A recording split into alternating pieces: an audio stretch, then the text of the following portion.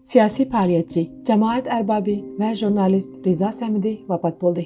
Hayatını Uyg'urlarning erkinlik ishlariga bag'ishlagan Riza Səmidi 2024 yili 29 dekabr kuni Qozog'istonning Almuta shahrida 86 yoshida vafot bo'ldi. Riza Səmidi 1938 yili G'ulji shahrida tug'ilgan bo'lib, hayoti Uyg'urlarning 20-asrdagi tragediyalik siyosiy taqdiri bilan zich bog'langan. U 1944 yili qurilgan 2-Sharq Turkiston Jumhuriyatining rahbarlaridan biri bo'lgan atoqli yozuvchi va siyosiy arbob Ziyo Səmidining o'g'lidir.